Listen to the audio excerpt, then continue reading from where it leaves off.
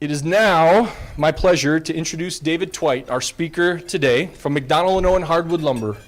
McDonald & Owen is a global supplier of hardwood lumber. It ships to 29 countries annually, as well as over 50 million board feet. It's grown from a few employees to 2018 sales that are going to be danger close to $100 million, with facilities in Wisconsin, Kentucky, Pennsylvania, salesmen in China, Vietnam, and Turkey. McDonald & Owen has been on the Inc. 5000 fastest growing companies 6 times in the last 5 years, including the last 5 running. Only 0.1% of the companies that are on that list are able to achieve that too. His wood is in the piano benches of Elton John, the Beach Boys. In Chicago, the guitars of Brad Paisley, the band Perry, Peter Cetera. Kitchens of Oprah, Shania Twain, and Tom Brady, and was the wood just recently in the Final Four. David is the co-founder of the Praise Radio Network, a chairman of the board and co-founder of Crossfire Ministries, the co-founder of Lacrosse Teen Challenge. He believes fervently that inspirational leadership has been a propellant to all of them, and is here to share his message today. Please give a warm welcome to David Twite. Wow, thank you. Thank you, Derek. Wow, this is great. Well, welcome to the Pro Acid Rain Rally. No, that's not it. Sorry to mess you up like that. It's great to be here at Leading with Power. This is really one of the greatest events, in particular my own hometown. I want to tell you that I'm really honored to be here amongst some of you guys that really have been mentors. And it's kind of funny, I see Gary Rudy. Gary, you don't know, but one of my first jobs was working for Daewoo Corporation. So just so you know that good things start somewhere, and thanks for giving me a shot as a kid. Several months ago, Tony asked me, he said, "Dave, do you believe in free speech?" I said, "Of course I believe in free speech." He said, "Would you come here and give one?" So I'm here giving a free speech.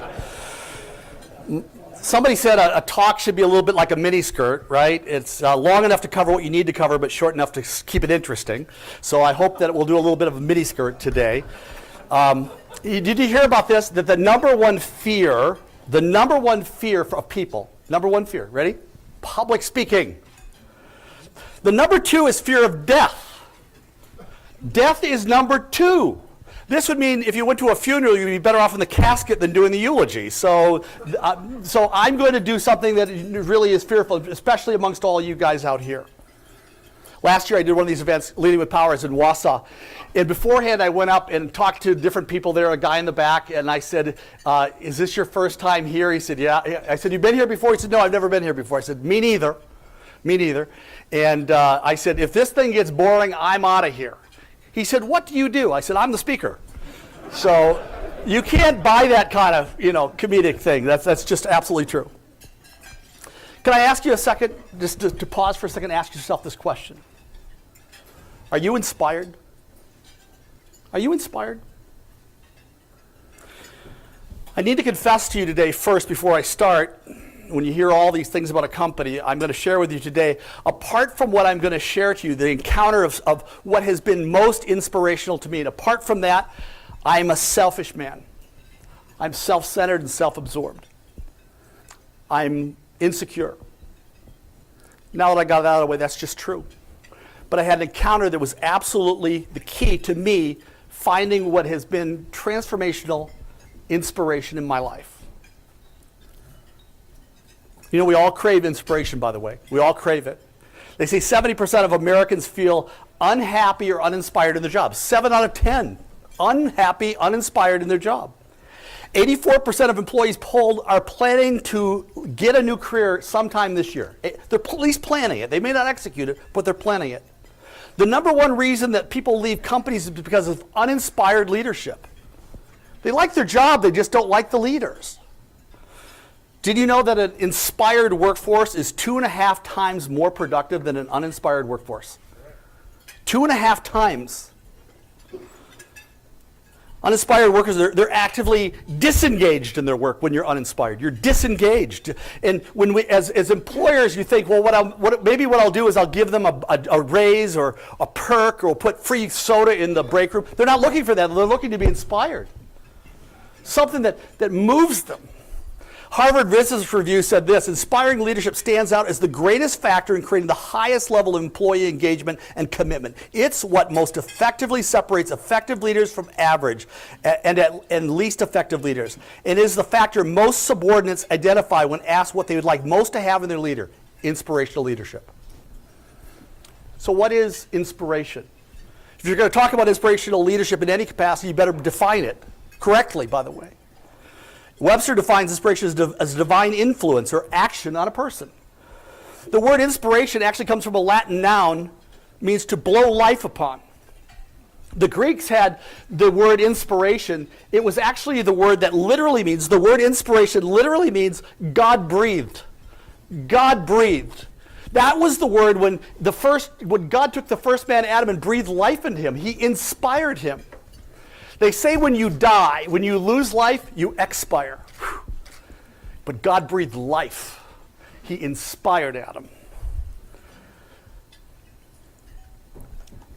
The Greeks also used the word inspiration when it would describe a sailboat. I have pictures of sailboats. A sail that was filled with wind was called inspired. Filled with wind, it was called inspired. I have pictures of sailboats in my office, one like this in my office, and I often have people come in. I had a banker from Barclays Bank, and I believe he's from Milwaukee, came in one day. He said, "Why do you have those sailboats on your wall? Are you a sailor?" I said, "No." I said, "Sailboats remind me.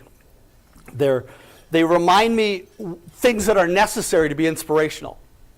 If it's God-breathed, it reminds me." And so I think if to truly be inspirational life, I think we need 4 things that we can get from a sailboat. We need a ready sail. We need a trade wind. We need a North Star, and we need a firm ballast. We need a ready sail. When I say ready sail, it is a willingness of your life, of your heart, of your mind, to be impacted by something. That's the willing sail. If you just say, "I'm good where I am, and I'm going to do things the way I've done. I'm not going to let anything really touch my life. I'm not going to let the wind blow in my life," you don't have a ready sail. Ready sail. We all have a heart that seeks some empowering, inspirational force beyond the tattered thread and fabric of our own life. That frail human cloth of our own life is not enough to really be inspirational. We need a trade wind. Trade wind. The trade wind, you could depend upon this trade wind. It would come across, and marriages would cross seas because of a trade wind. We need to harness some compelling, dependable, steady, prevailing, divine force that inspires us and propels us. When sails are inspired, you'll find new power and new potential in new places. You also need a North Star. A North Star. You see, North Stars help you chart your course. And North Star is Polaris. If you know anything about the stars, Polaris doesn't move in the night sky. All stars revolve around Polaris. It's what navigators use because of its steadiness and dependability, how to navigate and find direction even in the darkest night. Do you have a North Star of guidance in your life? A point of light that gives you reliable direction? You also need a firm ballast. You know, at the bottom of that sailboat, there's this thing that goes down in the water, and it keeps the craft upright during turbulent times. You need some steadying, stabilizing, holding force within your life beyond your own craft of your own human life when the winds and storms, and if you're in business, which are very likely to come, in life they're likely to come, that can hold together and stabilize you, stabilize our character, steady our fears. And as leaders of our homes and leaders of business, it makes us steady and valiant and strong, even when the challenges hit, because they will. Do you know, I believe that you really can't inspire other people unless something first has inspired you. Okay? You can't inspire other people until something first inspires you. Uninspired people can't inspire. You can't convey something you don't possess yourself. I believe all of us are seeking this inspiration, this deeper, more meaningful purpose in life. All of mankind are seeking a meaningful purpose in life. Henry David Thoreau says, the mass of men live lives of what? Quiet desperation. We're all looking to be inspired. We're all looking for something to move the craft of our life, to awaken us to greater things and greater potential and greater purpose. Do you know, we think that it's seeking pleasure might be one thing that we think, that's what inspires me. I'm going to go out and I'm going to get into my sport. I'm going to get into, I'm going to be outdoors. That inspires me. It might motivate you, but it doesn't inspire you. It was Viktor Frankl, the renowned neurologist and psychologist, the Holocaust survivor, if you remember. He wrote, the chief desire of man is not pleasure, but meaning. Meaning. He said man tends to distract himself with pleasure when your life is devoid of meaning. We have 101 things that we do to distract our life when our life really is devoid of real, genuine, deep meaning. Leo Tolstoy, if you read War and Peace, Leo Tolstoy sought so many things. He was on a quest in life to find this grand meaning and purpose in life. He thought that maybe this trade wind of his life would come when he would if he could become famous. And he became famous. He wrote War and Peace. He had friends and he had relationships. And for a little short while, this was great, but he had some deep gnawing something was wrong. Then he tried it through education and philosophy. I mean, he was with the thinkers of his day. And that always left him shallow. And then he thought it would be through fortune, and he assumed a massive fortune, but something was still missing in Leo Tolstoy's life. And then he said, well, maybe it'll be through family. He has family and a bunch of kids, but later on in life, at the age of 50, he was on the brink of suicide. And he had one last gasp of breath. He turned to the things he saw the peasants doing. They had a faith that seemed to hold them together, even though they didn't have all those trappings that he thought was going to bring him his trade wind. And he wrote his last book. It was called The Confessions, little known book. He wrote about his faith journey. That was the key to his life. So what's your inspirational trade wind? Do you have one? Your inspirational trade wind? Is it monetary goals? Is it music? Some people say my music. It might comfort you, but it's not inspirational. We use it so loosely, that term. You see, there's a difference between inspiration and motivation. Some things motivate us, right? But inspiration is different. Inspiration compels you on the inside. It's a force you feel. It's a compulsion that happens on the inside that makes you do something because it's on the inside. It's organic. It's not on the outside. Motivation seeks to move you from the outside. Come on, it's a pep rally on the outside. Inspiration is not, if you're in business as a leader, it's not a technique. It's not a bunch of things you put on a wall. It's not a pattern, a memorized list of things that you tell your people and then they'll just do better. It has to be written on the tablets of your heart. When it's written on the tablets of your heart, it's organic. Can you imagine if I said you're going to marry this woman, but you don't know anything about love, so I'm just going to give you all the right things to say and just repeat after me every day. Just say the right words. That's going to be good enough for your wife? She's not looking for a pattern. She's not looking for a technique. She's looking to hear it from your heart, that cathedral of your soul. That's what motivation is. How could that possibly happen? You turn your phone off, but you have an iWatch.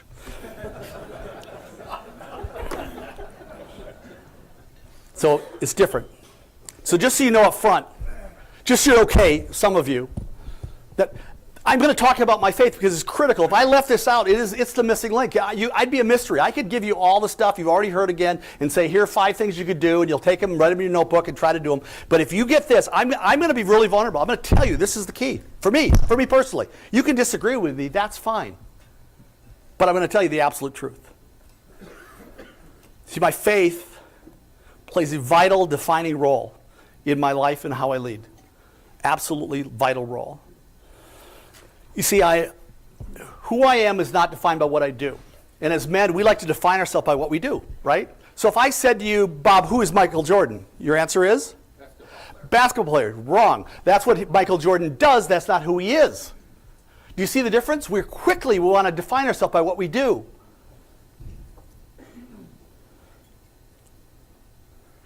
Authentically living out my spiritual things that have happened in my life, this encounter with God in my life, have had a positive impact on my personal life and how I live in my home with my kids and my family, but also how I lead my business.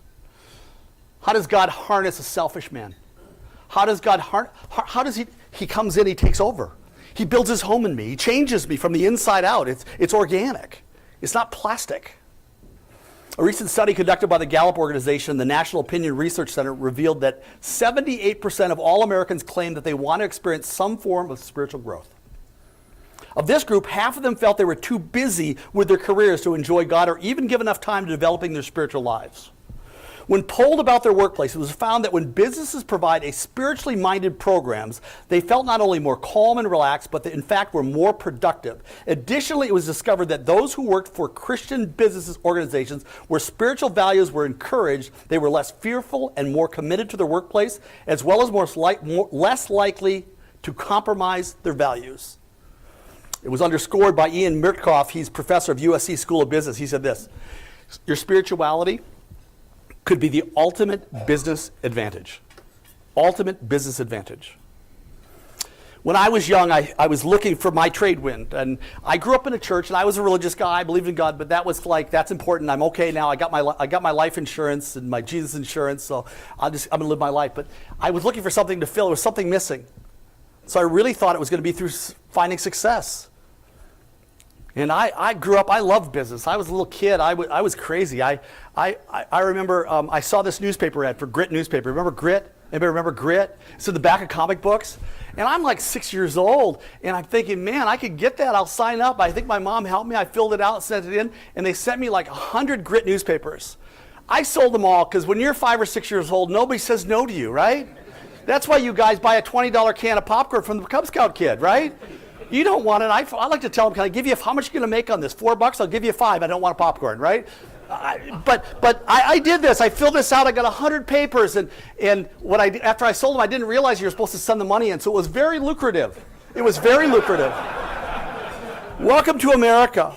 I remember a few years, a year or two later, I read in the newspaper, there was an article, there was a guy named Ralph Sherrill. He was director of publicity for Caesar's Palace. And they were talking about how they take all their playing cards and they cut a notch on the side. They said, we send all the extra playing cards to the boys overseas and people that are doing fundraising events.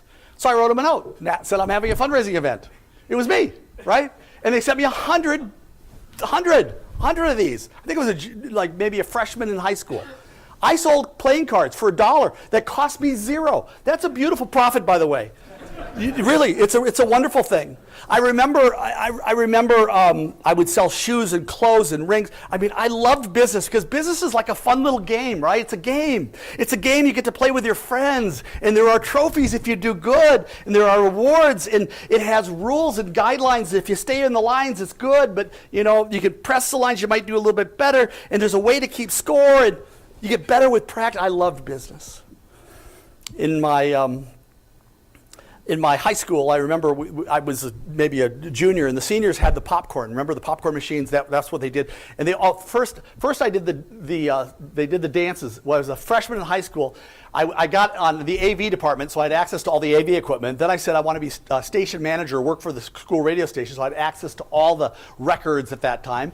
And so what I did is I went to them. I said to all the student body presidents, if you use the people that you're using now, you could lose money because they're going to want all their money. I'll split the profits with you, so you're sure to win. It was beautiful because the guy who's now Mike Pellinger, who's now he's the mayor of La Crescent. He said, "I want to help you. Can I go do that? All the stuff up front, I'll set it up and I'll do it." I said, "Sure, absolutely." I don't do a blasted thing, and I'm taking hundreds of dollars away on a Friday night. Did nothing. I think America's a beautiful place, right? That you can do this kind of stuff. Remember, I went to my high school guidance counselor. Remember people lining up, coming out, and one person came out and they said, "Oh, I should be a doctor." Another person said, "I should be a lawyer." So I'm excited because he's going to have my future planned out. I walked into Mr. Kleppe in La Crescent, Minnesota. I walked into his office. He laughed at me. He said, "Twite, you're a salesman." Can I tell you how I took that? That was a cut. It's like I'm going to sell matchbooks on the corner. Like I can't do any of those cool jobs. I'm going to be a salesman. But here's what I discovered later in life. Salespeople can make unlimited money if you work hard, right? If you put me on commission, and so I get this crazy job where they put me on commission selling lumber later on in my life just after college. I didn't know anything about it. But all I knew is the more they said, "I'll give you a percentage of what you sell." I said, "Is that unlimited?" "Yep." And I mean, I would go home at night, go to the library, look up people, and I would just bang on every door possible. I would make 50 calls a day. I became an expert at taking no for an answer. And I could get back in, and I found out if I knew the secretary's name, I could always get around her because I say, "Hi, Joan, how are you?" And then they usually let you through. And by the early 20s, my goal, I can see it. It's right out in front of me.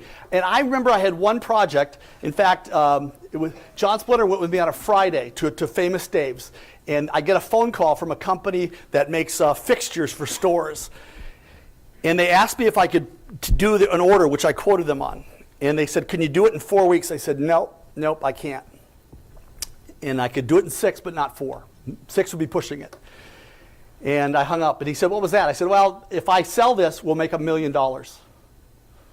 He said, "I think you got something wrong." I said, "No, I don't think I got anything wrong." They called me back again, same lunch. And they said, "Now, do you understand that you're turning down this? This is a big order." I said, "I know, but I don't want to lie to you."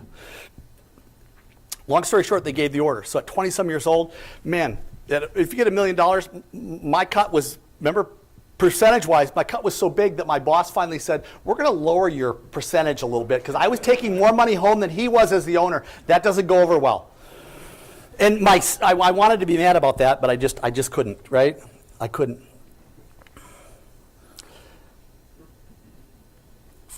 But there was something wrong. Man, I got all this money, and I got married at 26, and I got a great wife. I live on a hill, and I got cars that are really nice, and country club, and I could go anywhere I wanted to go. And for my age, I had no debt. It was like beautiful. I was a Christian guy. I went to church. I believed in God, but there was something missing in my life. There was just something missing, and I thought, man, I was banking on this one.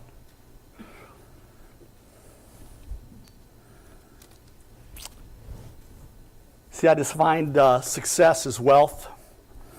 That was the trade win. Influence, respect, all the toys, right? All the toys. My father said they try to keeping up with the Joneses. I didn't want to keep up with the Joneses. I want to be way ahead of them, right? But here's what I discovered. When you try to impress your neighbors, here's what I discovered. Your neighbors don't care. Nobody cares. Nobody's laying awake thinking about your stuff tonight when they lay their head on the pillow. Nobody's thinking grand thoughts. In fact, if you think about what you're doing to kill yourself, to impress people like that. My dad said the definition of keeping up with the Joneses is spending money you don't have to buy things you don't need to impress people you don't like. Something was missing. 1993, I heard on the radio they had a thing called Promise Keepers, and I'm not one to go to one of these things. It was a men's event. It was a Christian event, and I got $6 worth of Jesus, so I think I'm pretty good, right? I got $6 worth, and $6 is all. I'm good, right? I think I'll get to heaven, and I respect him. I'll go to his clubhouse on Sunday. But something was missing in my life, and something inside of me said I should go to this thing. And I don't know why, but I think there must be a God out there, because I never would have gone. I went to this thing called Promise Keepers, and it was in Folsom Field in Boulder, Colorado. There were 50,000 men.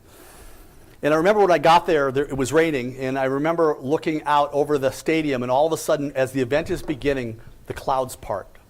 There were 2 rainbows that went over the stadium. If you don't know anything about God's word, a symbol for a promise is a rainbow.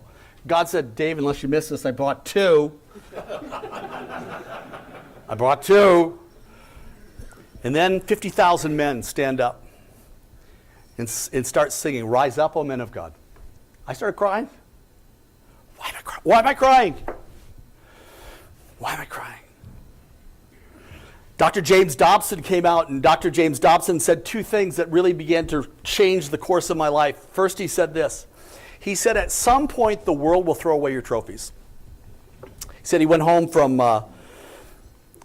for an event at his high school as he was older in life, and he had the track and field trophy and the fastest 400-yard, and they had a trophy case. He drove in, went to his school, in the dumpster was his trophy. Sooner or later, they're going to throw away your trophy because nobody cares. Boy, you'll kill yourself. Try to impress the world. Then he said something else. And this is what I say was a pivot point for me. He said this question: if you had 5 days to live, what would be important to you?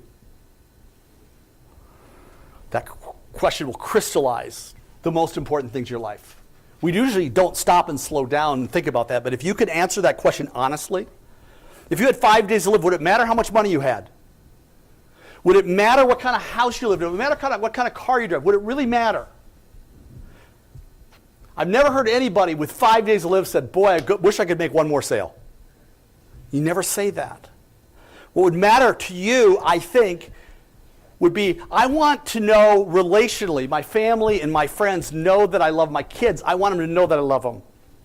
I want my wife to know that she's precious to me. I might want to apologize to some people that I've wronged. Stephen Covey calls it, live with the end in mind. Even singer Tim McGraw, he says you should live life like you were dying. He said, I went skydiving, I went Rocky Mountain climbing, I went 2.7 seconds on a bull named Fu Manchu. I loved deeper and I spoke sweeter. I gave forgiveness. I've been denying. And he said, someday I hope you get the chance to live life like you were dying. We all ask ourselves, what are we killing ourselves to achieve? Because those things, I had them misaligned on my list. I thought that maybe if I found success, that would be the key. But you know, I could just tell you, I'll make a case for this. If you think success, if you think the goal in life is to impress people and see how much stuff you could amass, Credit Suisse did a study a number of years back, a white paper on highly successful people who sold their business, big businesses. You know what the first phase is after you sell your business, if you're highly successful? First phase, depression. Depression. You know why? As men, you lose your identity because you've defined yourself by what you do instead of who you are. Tom Brady, if anybody should really have it going, it's Tom Brady. If I had the time, I'd show you a video because Tom says this in his own words. How many Super Bowl rings? 10 times to the Pro Bowl, makes millions of dollars, has a Victoria's Secret's model as a wife. You know, in the video he says, I thought it'd be more than this. I thought it'd be better than this. If you look it up, it's on a 60 Minutes episode. John Rockefeller said, I made millions, but they brought me no happiness. King Solomon in the Bible, he was the richest man. They say his worth is over $100 billion in today's money. And here's what he says, it's all vanity. All those things I was chasing, he said, are meaningless, simply a chasing after the wind. I had a great talk with Damian Miller, who's here, and one time at a graduation. And I said, man, how is it and to be in the big leagues, all these people that have these things going on? And he said, this is sad. He said, can I tell you something? He said, it's like the land of Oz. It's like a facade. All these guys have all this stuff, but he looked behind him and saw all these broken marriages and broken homes and broken lives. Didn't bring happiness. Alexander the Great actually wept when there were no more worlds to conquer. Money and materialism and seeking for pleasure is simply the anesthetic that will deaden the pain of an empty life. That's an anesthetic. We use it as an anesthetic. You see, because it's not success we want. Get this. It's not success you want. You know what you want? Significance. I want to be significant. I want to be significant to my kids. I want to be significant to my employees. I want to be significant to my wife. Francis Chan says our greatest fear should not be failure, but it should be succeeding in things of life that really don't matter. That should be your greatest fear. Succeeding in things that don't really matter. C.S. Lewis says, if we find ourselves with the desire that nothing in this world can satisfy, then the most probable explanation is we were made for another world. It was shortly after that Promise Keepers event that I began to cry out to God, and here's what I said. I remember driving up my hill. I said, God, I think I have you as Savior of my sins, but I don't really have you in the center of my life. I'm in the center of my life. You're not really king of my life. I'm king of my own life. But God, if I'm going to do this Christian thing, here's the deal. I don't have a passion for this. I don't want to be one of those weird guys. You know what? There are people that say, you know, that are jamming tracks and they got the weird T-shirt and they're always bugging you. I don't want to be that guy. So I don't want to be that guy. So I said, God, you have to give me a passion. I think for the first time, God says, finally you're talking. There's a verse in the Bible, God says, come let us reason together. I think for the first time he said, you talk to me a lot and give me your shopping list, but this is the first time you were dead honest and come before me and you're asking me a real question. And I think you're really ready now. And I'm going to tell you, things began to change. Because I realized there were three things that I never found apart from letting God have a central role in my life. Three things. Ready? Three things you'll never find. I never found peace that was lasting. I never found purpose that was deep and meaningful, transcendent. And I didn't find contentment. I always needed something more. Augustine says our hearts are restless, like we said, until we find our rest in God. Our hearts are restless. And this is why some of you here, it's interesting that you've achieved some great things, but you always think there's something still missing. Augustine said your hearts are restless till you find your rest in God. Not in religion, not in a piece of religious real estate down the road where you stand up, sit down, throw money in a plate, but an encounter with their Creator that knit this amazing structure together. Blaise Pascal says, within the heart of man there is a God-shaped hole that only God himself can fill. William Shakespeare in Macbeth describes what life would be without God. Here's what he says. Life without God would be a story told by an idiot full of sound and fury, but devoid of meaning. Devoid of real, deep, significant meaning. You're just traveling through life and you die. Even atheists, Bertrand Russell, renowned atheist, says this: unless you assume of God, the question of life's purpose is meaningless. Meaningless. So my relation with God is my trade wind. It's my North Star. It's everything. It's changed me. And God's wired all of you for a purpose, by the way. You're not an accident. You're wired for a purpose. And some of you are good at what you do because God wired you that way. In the Bible, there's a guy named Bezalel. He was in charge of the temple, building the temple. It said God gifted him with a gift of craftsmanship. That's why he did it. David was a great warrior, not because he trained himself. He said, God trained my hands. He shaped and fashioned my hands for war. Some of you, God has given business acumen. In Deuteronomy chapter 8, he says, God gives some people the ability to produce wealth. I see my job as a vocation. Your vocation, it's really a ministry. It's a calling. My business is a calling. You know the word vocation, what it means in Latin? Calling of God. Vocation. If you say you have a vocation, you're saying, I have a calling of God. Have you ever thought of your job as a calling? Michelangelo, when he painted the Sistine Chapel, said it was there. He was going to use his gift to worship God. That's what he did. The word for work in Hebrew is, if you transliterate it, it's the word avodah. Avodah is the same word for worship. Worship, that's how you do, because God wired you together. He's pleased to see how you can work it out in your life. You have this divine potential. And we're in ministry. Sometimes we think we're not in ministry. We think that's for the professionals that get a check, the clergy down the street. But do you know, it wasn't until the 4th century, you Christian people, it wasn't until the 4th century, up until the 4th century, there was no difference between laity and clergy. No difference. Same, 4th century. Constantine, it changed. So you have a ministry. You're a minister. If God lives in you, if you're living out your purpose, you have a ministry. It just happens to be lumber for me, right? I'm an open demonstration of truth. So how does all this Jesus stuff, this encounter for life, I want to show you how it works. Let me see, in my business a little bit here, quick. Make sure.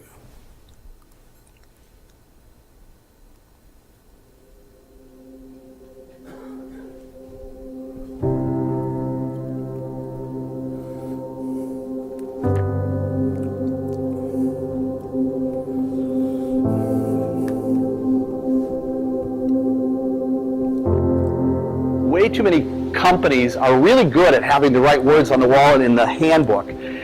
But if it's written on your heart, it's organic. And I think that people can't fully be inspired unless what you're trying to inspire them with is something that you really believe, that you have a core conviction. I think that the greatest enemy to inspirational leadership is pride and selfish people that really are, you're here to serve me.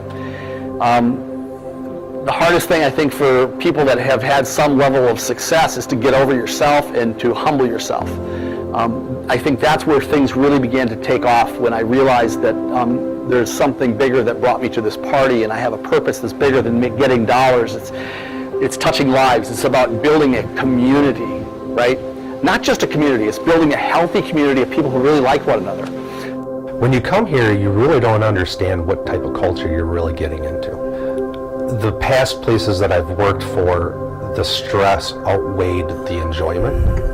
And coming here, the enjoyment outweighs the stress, which has made me happier as a whole.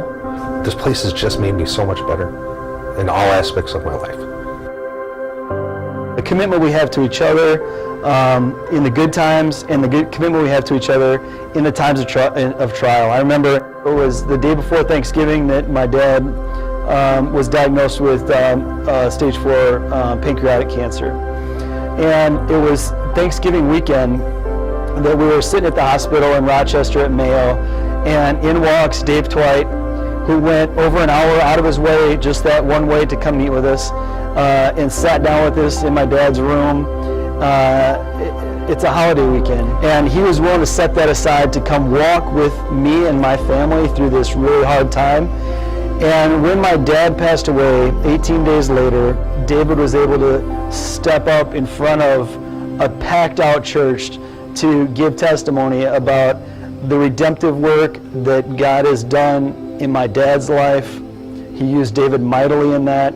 It's been great to be a part of that with other people in our company over the years. You're just free to be you here.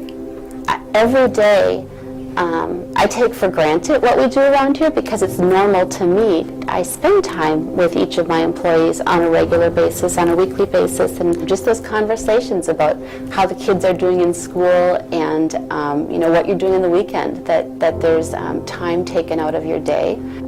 That's how I've been led, and that's how I try to lead.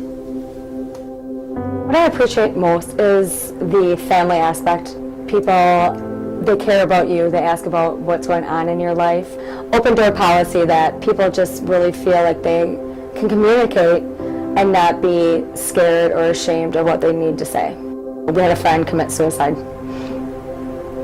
and Tammy reached out really well and really helped me through that experience.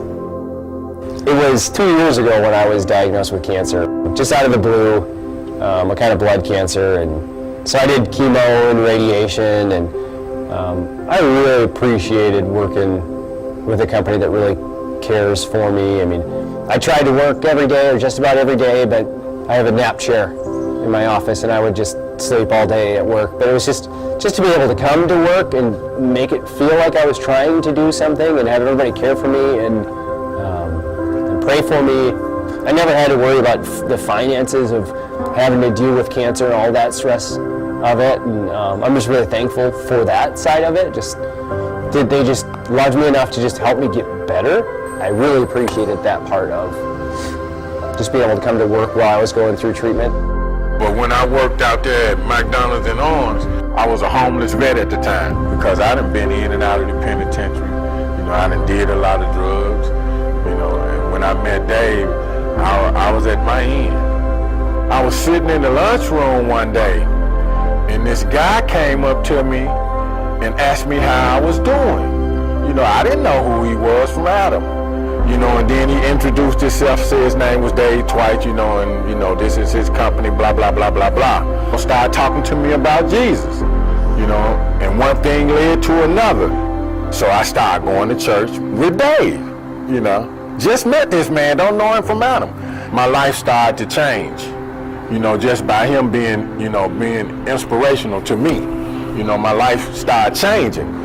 And I don't know what it is that Dave Twice seen in me, but he seen something in me. And the things that he said to me, it brought me out of all of that. I'd got a ticket prior to starting there, and I was going to do some jail time. And he says, well, he goes, I'm going to tell you what, he goes, I think I find you a valuable worker, and he goes, I'd like to work with you while being in jail. So he kept me on the whole time in jail. But he says, the first thing is, he says, I want you to do a little something for me. I said, what's that? And he goes, I'd like to have you do a Bible study if you don't mind while being in there. And I thought, well, that was neat. David Twite was always a big inspiration to me, always cared about me, looked after me, and always asked about my family. McDonald and Owen is more than just a lumber company. It's a place of happiness and love. And they reach out and touch everybody there. They check up on me, and I appreciate that. And it makes, I matter. That's the biggest thing that I get out of this here, is I matter. I haven't mattered up until, in my eyes, I haven't mattered up until I started here. It's just, I needed this place so bad. If you bring just people in and they become employees, they're here until the better job comes along. If you create a community, a culture, a family of people that feel loved, respected, and inspired, they're chasing the same goals, and the business seems to go on this trajectory. They're not there simply because they're paid to be there. They're there because they believe in the goal, they believe in their leadership, they trust their leaders, they feel safe around their leaders. That to me is financially, that will add more to a company's net worth is if you get inspired people, but I don't think you can inspire them if you don't have something inspirational inside of you.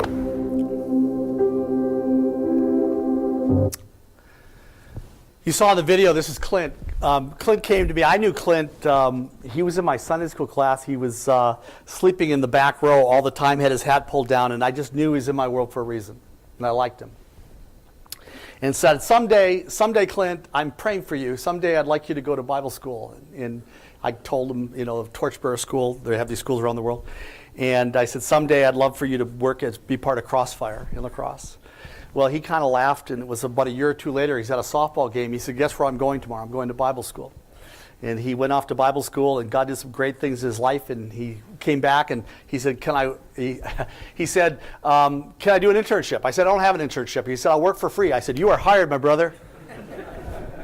I said, no, I'll pay you, but come on. If you want it that bad, let's come on. And he came on, and he told me very quickly that his dad, Bill, here's Dad Bill.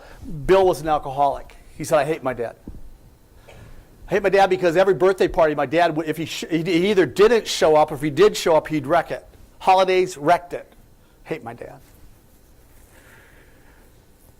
And I got to meet Bill at Clint's college graduation. Bill was a truck driver, and I liked Bill because Bill was honest, and Bill and I made a connection, and so it was Christmas time a few months later that Bill's in the Valley View Mall, and he's kind of depressed. It was right before Christmas time, and I said, Bill, what's going on? He said, my family's not going to do Christmas this year, meaning his mother and father. They're not going to give gifts. I guess I really won't have much of a Christmas, because he said, I've wrecked it with my family. I said, Bill, can I ask you a question? He said, sure. I said, have you ever told your kids, your boys, your 3 boys, have you ever told them you love them? He goes, I buy stuff for them. I said, didn't ask you that. I said, have you ever told them that you love them? He said, I write country western songs, I put their name in it. I said, wrong answer. I said, Bill, to you, in your language, that means love, but they didn't hear it. Have you ever told them that you love them? And I asked Bill if he had 5 days to live, what would be important to him? I said, Bill, as a dad, you have magic inside of you, God-given magic that you can pour over your kids. And you're so tied up in your job, if you would just grab them and say, you know what, do the hard thing. Tell them you love them. Look them in the eye. Give them a hug. Bill went away, and a few weeks later, we were at Famous Dave's. Every Friday, we go to Famous Dave's, Clint and I and a couple other guys, and here comes a truck as big as Texas, and big Texas Bill comes out of the truck and comes in, calls his kid out to the truck. Clint comes in 15, 20 minutes later. He'd been crying. So what happened? He said, my dad told me he loved me for the first time. And his dad's, I'm going to tell you, sometimes you didn't have it poured on you, so it's really hard to pour it out. But I will tell you, you will stand before a God whose eyes are like fire because you've been entrusted with people in your world, and you can pour that positive, inspirational, life-breathing force onto a kid. I love you. He'll heal you too. Healing. I ended up hiring Bill because he didn't like his job as a truck driver. I hired him as a truck driver. He was good. He was really good. I mean, that was back before they had logs. I don't think he ever stopped. It was really good. And Bill would come in my office. We'd talk about God and what it meant in my life. And started out that Bill said, I find God by just riding my horse out in the pasture. I said, no, that's not really biblically accurate. And so Bill and I made a connection. And we got to share what it means to have a relationship with Christ. And Bill ends up having an encounter with God that was real and meaningful and personal and transformational. And months later, Clint comes to my office and he said, I love my dad. I've learned to love my dad. I said, really? He goes, I also respect him because I see how hard he works. It was Bill who all of a sudden, as Clint said, Bill doesn't show up one day and they said he went to Mayo Clinic.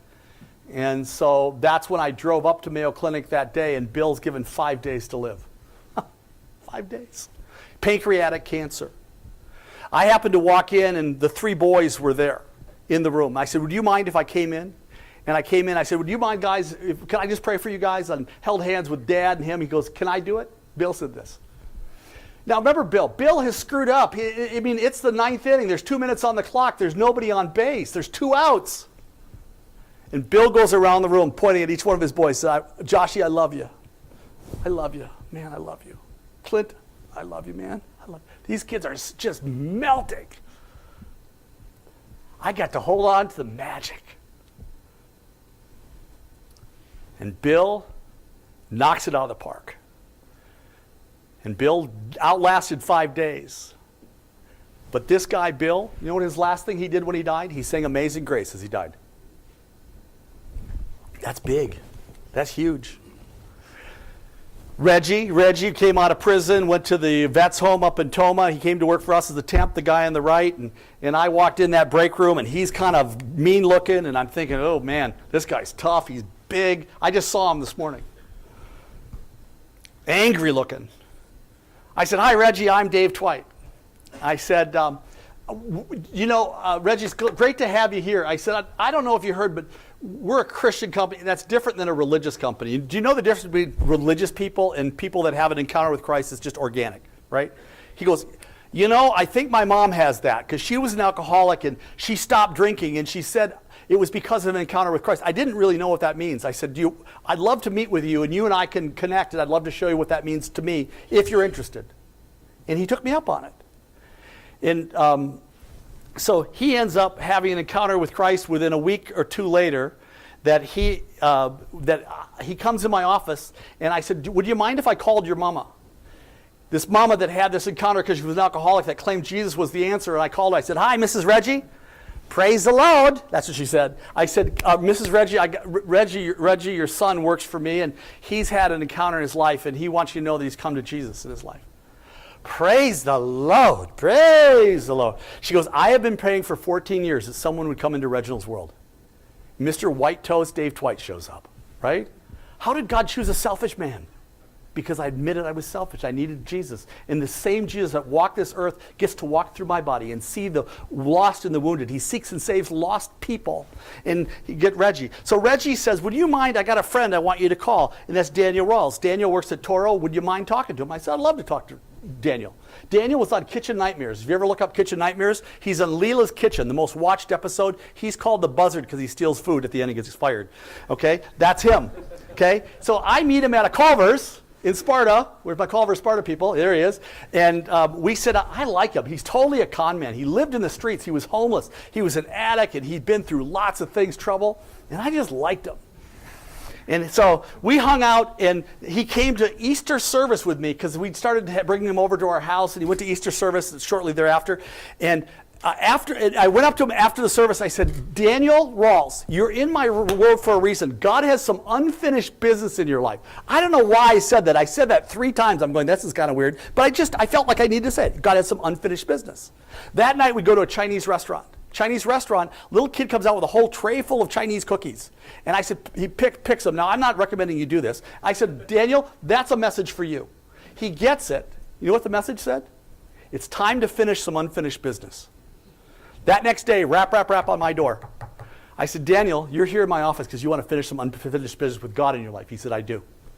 Daniel comes to Jesus. His mama was a pastor in California. He was the prodigal son that was never going to come around. And he did.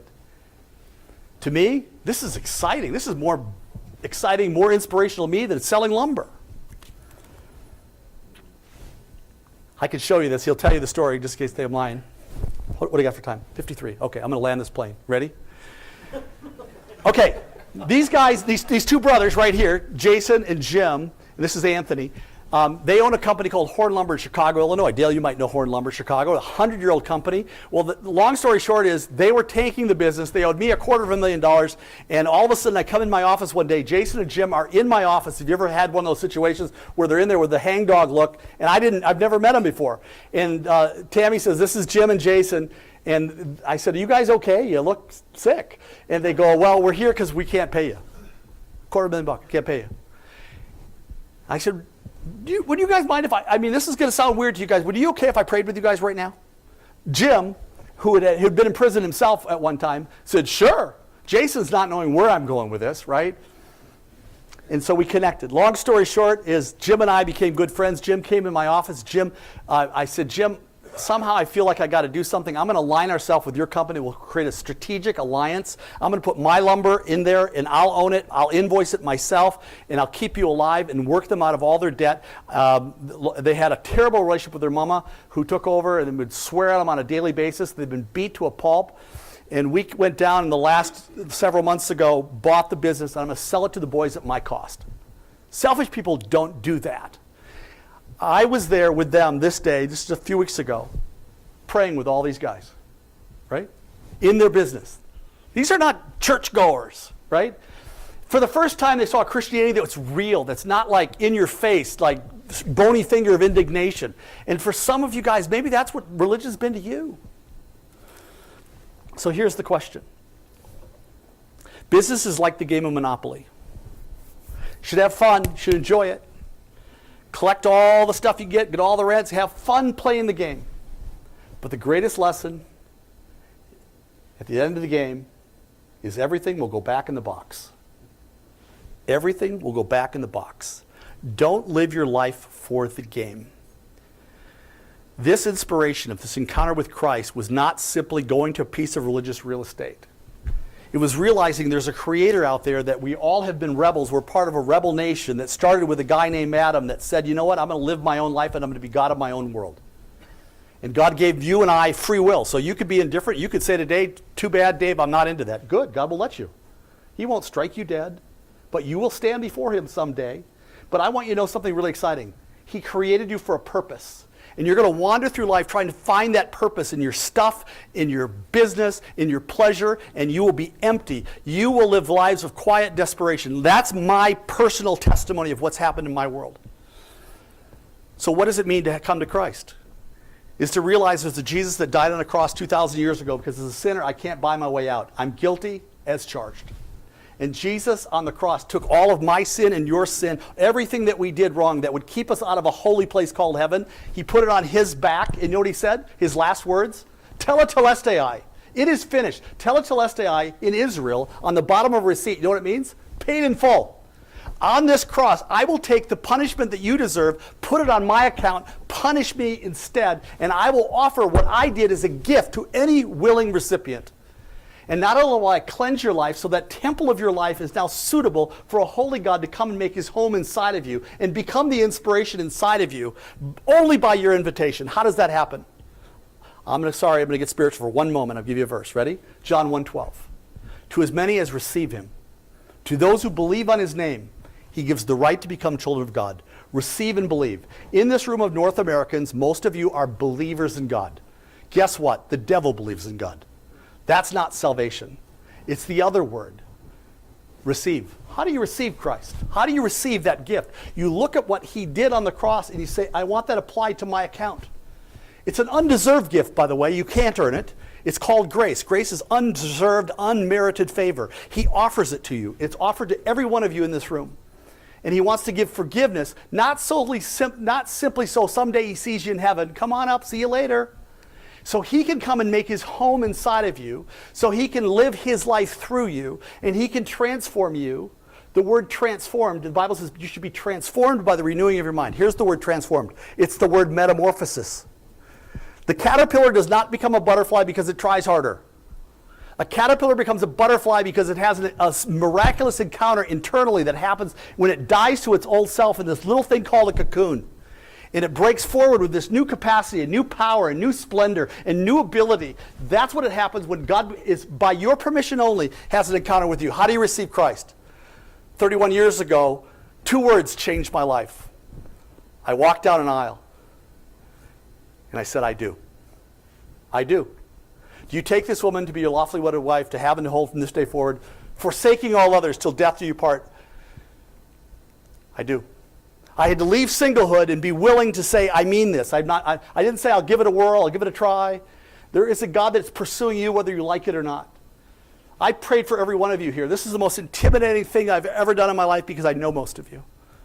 But it's the most beautiful experience because I believe that some of you, the wind is blowing today. The wind is blowing. There's a trade wind blowing. The wind of God is always blowing. Here's the question. Today, could you wreck the sails?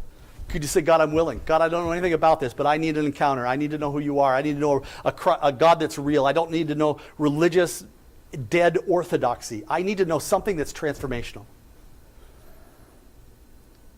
It's just receive him. Simple. You don't have to work for it. The wages of sin is death, but the gift of God is eternal life. How hard do you have to work for a gift? You don't work for a gift. You take a gift and say thank you. He did it. It's available. Take it and say thank you. So here's the question. Do you have willing sails?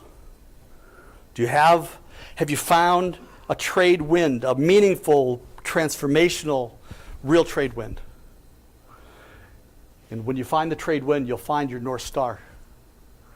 That won't move. It'll guide you. He never changes. Same yesterday, today, and forever. And you find the ballast that will take you through the challenges of life and give you strength that's beyond your own. Two choices, live on your own or let him come in. Guys, thanks so much for your time.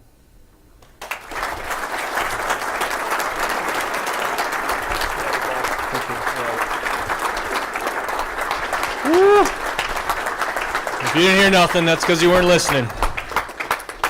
Let me tell you a secret, man. None of you in this room are Dave Twite, except Dave Twite himself, okay? But you're exactly who you are supposed to be. You're in the spot that you're supposed to be in. You have the family and the business, and you're right where you're supposed to be. And if you're looking for the inspiration that David is talking about, okay, I'm going to challenge you all to go find it because it's out there and it's available. Talk to Dave. Reply to Tony at leadingwithpower.org, okay? Hit me an email, derek@hardwoodlumber.net, okay? Grab a guy and we'll explain it, right? We'll talk about it. We'll help you understand, okay? Fantastic, Dave. Thank you so much for your words. Next month, we have Vince Miller, founder of Resolute and author of The Mentoring Mandate. Remember, bring a guy who's never been.